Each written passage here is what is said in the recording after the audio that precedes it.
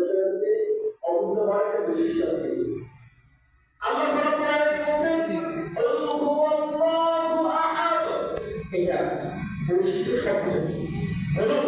আল্লাহ রাব্বুল আলামিন বলেন রাসূলুল্লাহ সাল্লাল্লাহু আলাইহি ওয়াসাল্লামকে, হে নবী আপনি বলুন, বল হে আপনি বলুন আল্লাহু, আল্লাহ হচ্ছেন আহাদ, এক, অদ্বিতীয়। আল্লাহ হচ্ছেন একক, এক মানে একটাই কিন্তু আল্লাহ।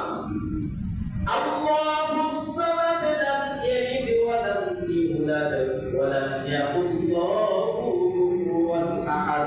আল্লাহ রাব্বুল আলামিন বলেন আল্লাহ তাআলা পুরুষই কাউকে জন্ম দেন নাই, নিজেও কারো কাছ থেকে জন্ম নেন নাই, এবং আল্লাহ রাব্বুল আলামিন হচ্ছে একটি চিরন্তনী। আল্লাহ থাকা তো আমাদের কাছে বুঝে দেখো একটা বিষয় হচ্ছে এই আল্লাহ আল্লাহর কেউ পালন করে, যে কেউ আল্লাহ সেই বিচার করে সাড়ে সর্বনাশ হয়ে যাবে। এই যদি আল্লাহর প্রতি কেউ পালন করে, আল্লাহ মুস্তাফা আল্লাহ নাম নিয়ে ইসলাম সন্তান শক্তি নাই, আল্লাহ তিনিও তার সন্তান শক্তি না, আল্লাহ নিয়ে আল্লাহ কুফুওয়ান আহাদ হচ্ছে এক, একটাই।